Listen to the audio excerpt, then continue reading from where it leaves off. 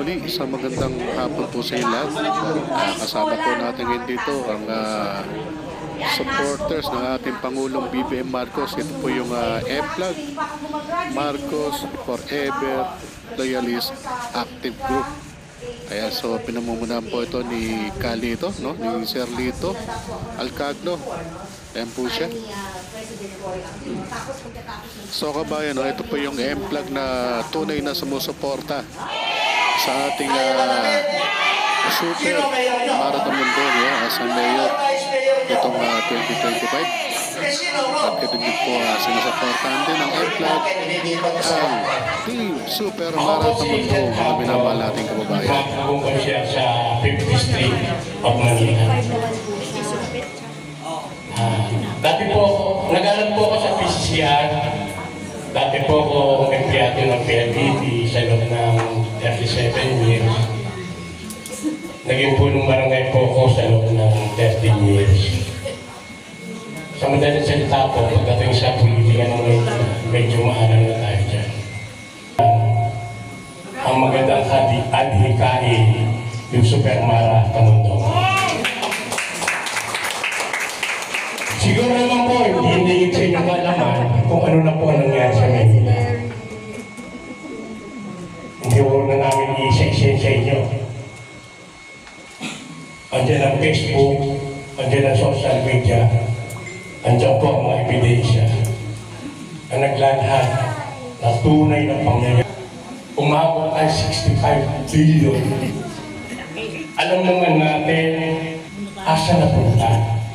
Sabi niya, ginamit niya raw ng pandemic. Bukod doon sa 65 billion at 34 billion, narinig niyo ba yun? Diba? Ang sagot, diba? Sagot. Yan ba ang gusto niyo? Bumalik? Bumalik? Hindi na siya babalik. Ngayon yung atin, ang pangmahangan, diba? Sa pagkabulok ng Maynila.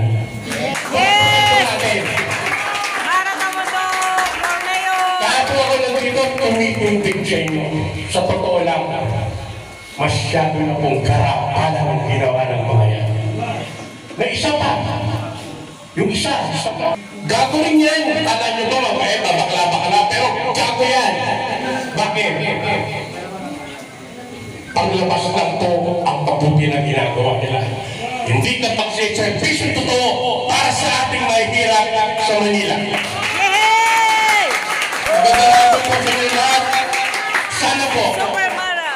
Sana po, hindi ito ang huli natin pakikita. Loobin naman ng Panginoon. Amen. Si Super Mara, sabi niya sa amin, kayo ang kasama namin sa City Hall. Paglabas po natin ngayon, umpisa na po ulit ng laban. Yes. Manila will be great again. Maraming salamat po. Sino ang ating Vice Mayor? Remy Ornelas. Konsehal. Edwin Salve. Ito ito pangalan sa likod.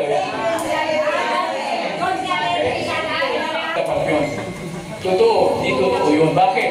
Eh, bakit nagbita sila ng mga area? 65 billion? Tapos taon-taon merong 34 billion ang pondo ng Manila. Ang nagpalabas po ng mga papel na hawak nyo yan ay mga authority. Ha? Sila po ang nagsabi niya na yan ay mahuhuli na. Kasi meron dyan dalawang opisyal ni Lacuna na meron ang nasa gobyerno hindi magnanakaw. Yung ating mayora, wala silang may bubutas dyan. Yung ating Vice Mayor, wala silang may bubutas. Kami rin wala. Sino mahubuting tao? Tayo yun! Di ba? Kaya, para hindi dumami ang kasamaan, labanan natin, ha? Kayo mga mabuting tao, labanan natin ang kasamaan. Kaya ba natin yun? Maraming salamat po. I would like to congratulate M-Plug. Talaga namang marugdo ang kanilang pagnanais na makasama kami upang mabago po natin ang lungsod ng Maynila. bago ang lahat, a little backgrounder about myself. Kasi yung iba siguro, first time niyo po, Oyanes po. I was born in Cavite, but siguro, ano pa lang, infant pa lang, ay nasa niyang Baluarte po, District 5. Siyempre, sa mga District 5, ang aking pakiusap, dapat ang District 5 para kay Mama Pamundo. At sisikapan po naman namin na ang District 1, kasama po ang aming konsihala, si Silvia Manansala, ay ating para din sa ating superhero, Mara Tamundo. In fact, meron na po kayong resibo, di ba nabasa nyo na po? Yung papel na hawak-hawak po ninyo ay napaka-importante. Parang ito po ang magsisilbing dissemination of information sa buong Maynila from District 1 to 6 ang ebidensya po. But they committed themselves na kanilang susuportahan Abadians for Superhero Mara Tamundo at ang sa amin pong team. Yes! So, after po ng high school na yan, ako naman po ay nag-aral ng kolehiyo sa FAR, sa Bachelor of Laws, ay Juris Doctor. Yung Miss Tribal politician po niya ngayon, ang nagsabi, unraveled the truth, na wala pong ginastos sa pandemya yung mga inutang, mga loans from different banks na ating pong pinaghihirapan until now. Di po ba? Sa ngayon po, patuloy ang slightly marches, yung mga putik, sayan, nagkakagulo po sila.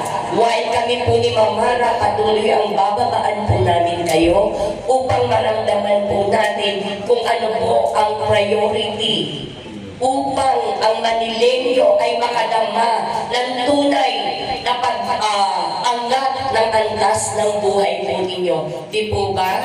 Tabayan ang ating BC Mayora. Walang iba kundi si Ruby Oyales. Ang katandem po ng ating Mayora 2025 na si Super Mara Tamundo. Nag-exit po ako sa Manila Barangay Bureau sapagkat isang malaking karangalan po na makasama ko ang isang babaeng So yan po, supportahan po natin ang team Super Mara Tamundo.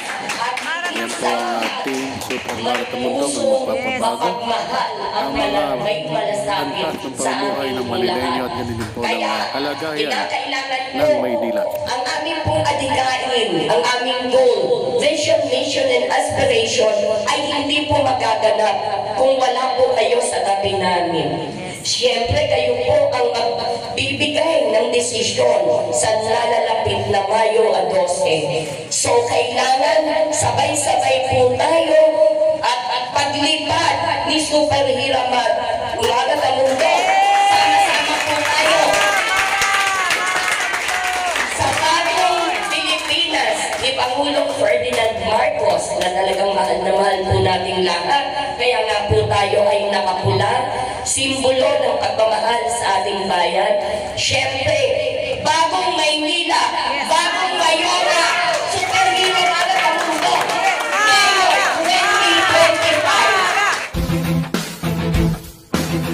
2025.